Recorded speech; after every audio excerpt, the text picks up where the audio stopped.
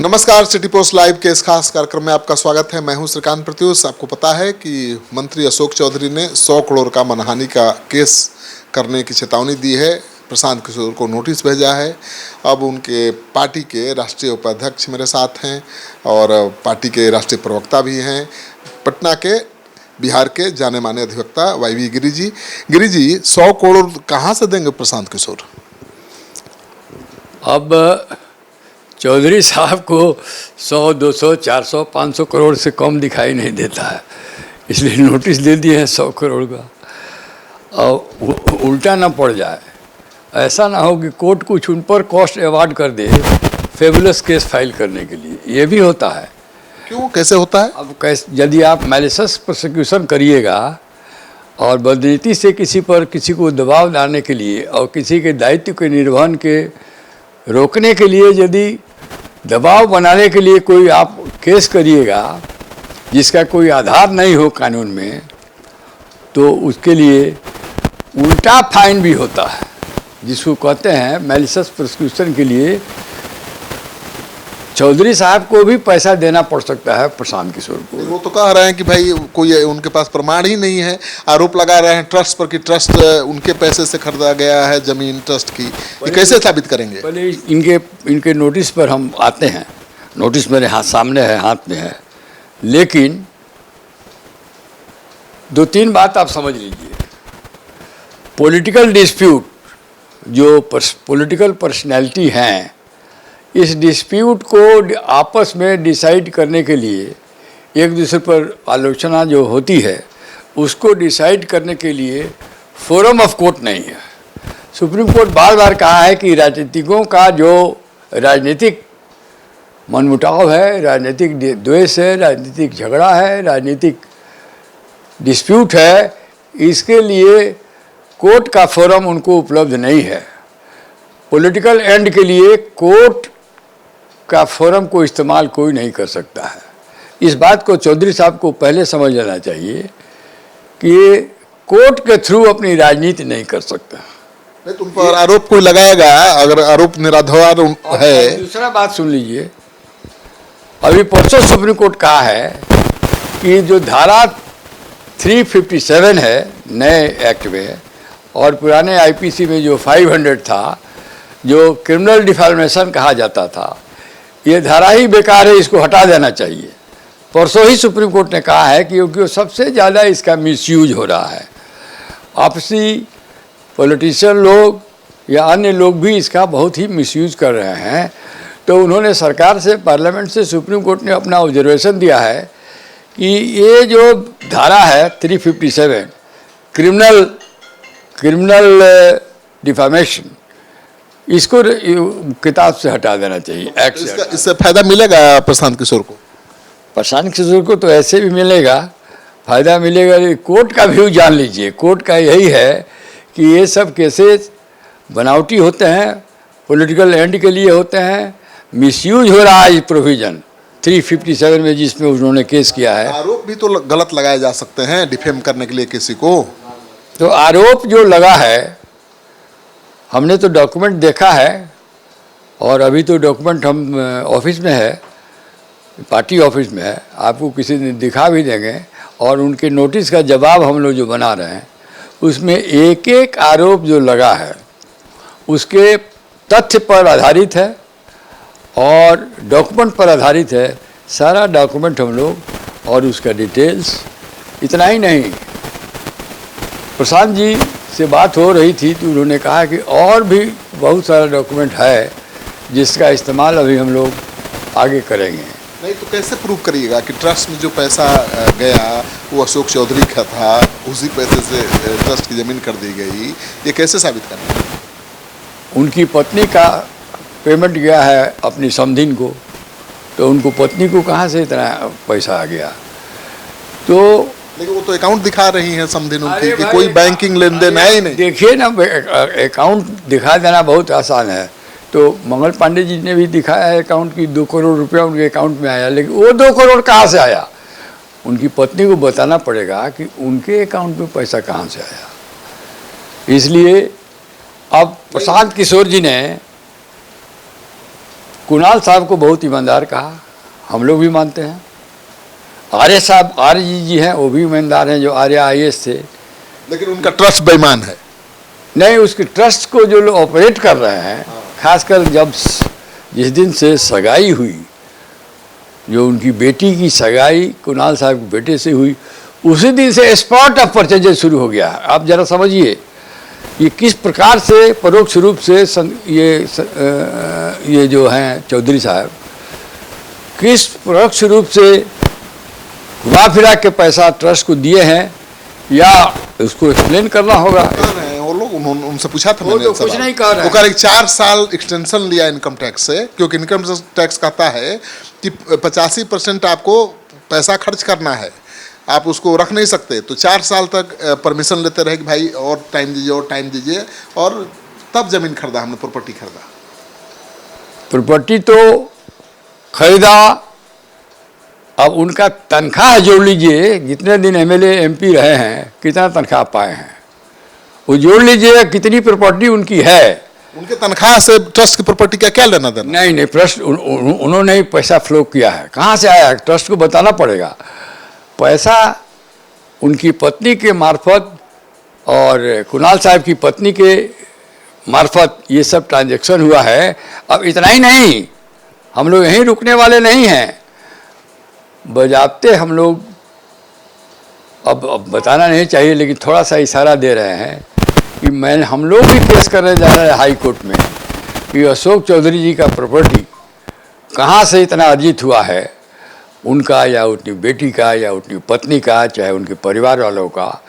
आज से शुरू से आज तक इनका तनख्वाह जोड़ लिया जाए, और जो प्रॉपर्टी है उनके नाम पर उसका वैल्यूएशन जोड़ लिया जाए, तो क्या ये disproportionate of non source of income का प्रॉपर्टी नहीं नजर आएगा? उस पर भी कार्रवाई रिसर्च हम लोग की टीम कर रही है। तो कौन ऐसा मंत्री है, बहुत गिने चुने होंगे, जिनके प्रॉपर्टी की आप इस तरह से जांच कराएंगे और उनके कमाई से ज्यादा की नहीं होगी? अब हमारी टीम उसको एग्जामिन कर रही है। अभी फाइनल कंक्लूजन पर हम लोग नहीं पढ़े हैं, लेकिन लग रहा है कि उसको कहते हैं प्रिवेंशन ऑफ करप्शन एक्ट के अंदर वो भी आ जाएंगे। हम लोग बड़ा लिबरल थे, केवल प्रेस स्टेटमेंट करके प्रशांत जी कह देते हैं, लेकिन हम लोग को भी अब कोर्ट में जाना चाहिए। उनके खिलाफ, इनके प्रॉपर्टी पर, इनके इनकम पर, इनके एक्टिविटीज़ पर जांच होनी चाहिए CBI द्वारा या कोई इंडिपेंडेंट एजेंसी द्वारा, कि आखिर ये आया कहाँ से। ये पब्लिक मनी है, इसको खा के डकारने नहीं देंगे हम लोग, जनसुराज वाले। निपटा के छोड़ेंगे अशोक चौधरी को? अशोक चौधरी नहीं, जो चौधरी भी ऐसा किए हैं, पब्लिक मनी खाए हैं और बेनामी प्रॉपर्टी एक्वायर किए हैं, उसका उजागर हम लोग करेंगे। वो मंत्री ऐसे लिस्ट पर हैं? बहुत हैं, जिधर हाथ डालिए उधर ही हैं। नहीं, आप लोगों को लिस्ट पर तो 4 मंत्री अभी हैं, दिखाई दे रहे हैं। 4 बीजेपी के नेता और भी हैं, और संजय जायसवाल हैं, वो दिलीप जायसवाल हैं, बहुत लोग हैं। ये दोनों, सम्राट चौधरी पर तो उन्होंने बोला ही है। तो सबका डॉक्यूमेंट है, और केवल अब हम नोटिस लेने वाले नहीं हैं और नोटिस का जवाब देने वाले नहीं हैं। फेबुलस नोटिस आता है। नोटिस में क्या है, 4 पैराग्राफ 5 पैराग्राफ जो नोटिस का शुरुआत हुआ है, उसमें उन्होंने अपनी प्रशंसा कराया है।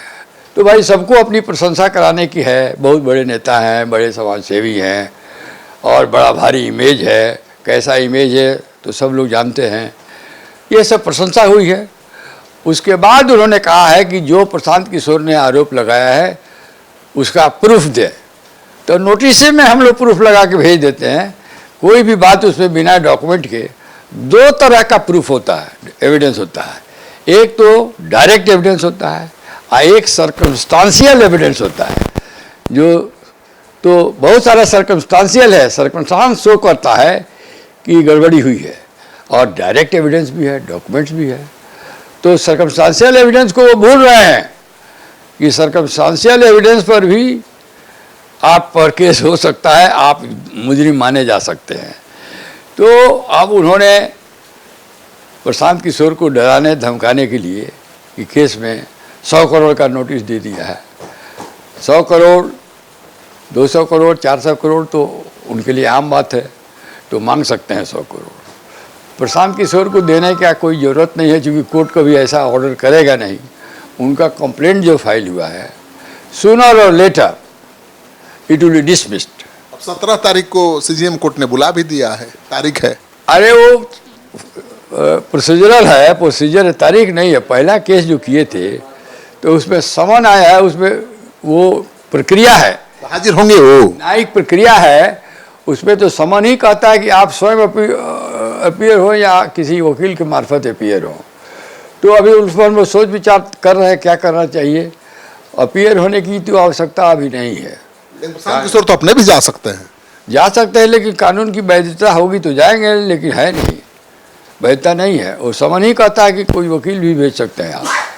तो और वो केस मेंटेनेबल है कि नहीं मेंटेनेबल है, इस पर भी हम लोग एग्जामिन कर रहे हैं। देखिए 500 जो पहले था और जो 257 है, उसमें 10 एक्सेप्शन है। उस 10 एक्सेप्शन में यदि आप कोई बात बोले हैं, कोई ऐसी इशू जो पब्लिक इम्पोर्टेंस का है, प्राइमा फेसी लगता है, इंफॉर्मेशन है, पब्लिक के नॉलेज में आ गया है, तो उसको हाईलाइट करना किसी भी पॉलिटिकल नेता जैसे प्रशांत किशोर जी का दायित्व बनता है, मॉरल दायित्व बनता है। वो छिपा के नहीं बैठ सकता है। इसलिए जो उन्होंने एयर में बातें लाई हैं, ऐसी बातें हैं जो सब लोग कह रहे हैं, समाज में चर्चा हो रही है, उस बात को जनता के नज़र में लाया है उन्होंने, तो ये एक्सेप्शन में आता है। ये हेल्दी क्रिटिसिज्म है। हेल्दी डेमोक्रेसी में हेल्दी क्रिटिसिज्म हमारे संविधान में भी परमिसिबल है। ये नोटिस दे के अभिव्यक्ति के अधिकार को छीनना चाहते हैं ये लोग। अभिव्यक्ति का अधिकार हर व्यक्ति को है, हर नेता को है, हर पब्लिक को है।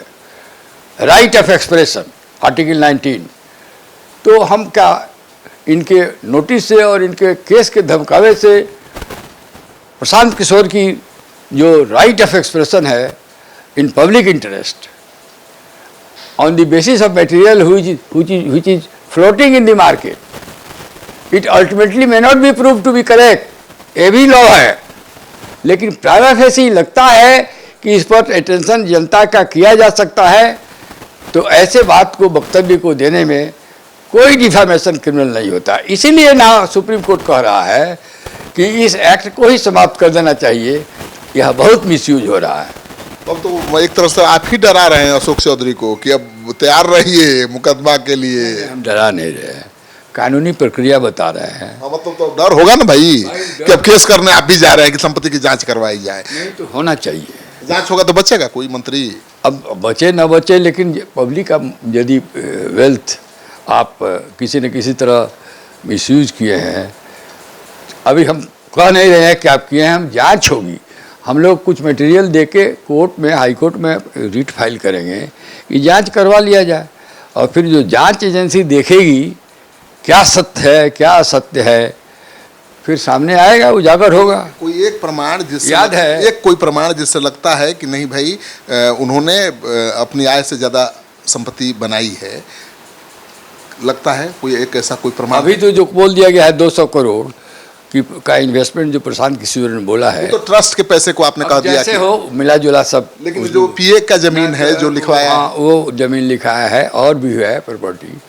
हमारा ये कहना है कितना तनख्वाह मिला होगा उनका, सीधा सर है, कितना सैलरी एमएलए एमपी में मिला है उनको, बहुत बड़े बड़े पद में रहे हैं, सबका सैलरी जोड़ लीजिए या उनको प्रॉपर्टी जोड़ दीजिए।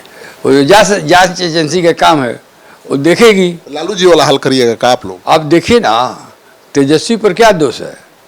तेजस्वी पर यही ना है डिस्प्रोपोर्शनेट प्रॉपर्टी और नॉन सोर्स ऑफ इनकम, जो आपके जो वैध आय के रास्ते से ज़्यादा आपको प्रॉपर्टी हो जाए तो उसी को प्रिवेंशन ऑफ करप्शन एक्ट में आता है, 7 साल की सज़ा है, बेल जल्दी होता नहीं है। लालू जी उसी प्रिवेंशन ऑफ करप्शन एक्ट में फंसे हुए हैं। तो उसी में अशोक चौधरी भी फंस सकते हैं? यदि उनका प्रॉपर्टी डिस्प्रोपोर्शनेट है तो क्यों नहीं फंस सकते हैं? अब ये जांच एजेंसी जो हम लोग बैठाने जा रहे हैं, हाईकोर्ट से मांगने जा रहे हैं, उस पर निर्भर करता है क्या जांच एजेंसी पाती है। और हम लोग चाहेंगे कि बिहार गवर्नमेंट की पुलिस न करे इसको सीबीआई से कराया जाए। या कोई रिटायर्ड हाई कोर्ट जज के द्वारा एक कमेटी बना के और इसकी जांच की जाए। आपको लगता है कोर्ट आदेश दे देगा? दे सकता है, क्यों नहीं दे सकता। कोर्ट का तो करप्शन के खिलाफ कोर्ट का व्यू रहता है। तो जहाँ भी करप्शन का महक आएगा, अब महक क्या, गंध आ रहा है तो उस पर कोर्ट काम करता है। तो देखिए, अब अशोक चौधरी की मुश्किल बढ़ने वाली है। प्रशांत किशोर 100 करोड़ की मनहानि के मुकदमे से डरने वाले नहीं हैं और अब तो बड़ी चेतावनी दे दी है कि तैयार रहिए, अब हाई कोर्ट में जाकर आपकी संपत्ति की जांच की मांग करेंगे। अगर आय से ज़्यादा संपत्ति पाई गई तो तेजस्वी यादव का जो हाल हुआ वही हाल आपका होगा। इस वीडियो को खूब शेयर करिए। अगर आपने अब तक हमारा चैनल सब्सक्राइब नहीं किया है तो कर लीजिए, क्योंकि पल पल की हर खबर सबसे पहले आप तक हम लाते हैं। दोनों तीनों पक्ष दिखाते हैं, किसने क्या कहा, किसने आरोप लगाया, किसने सफाई दी और सच्चाई क्या है हम बताते हैं।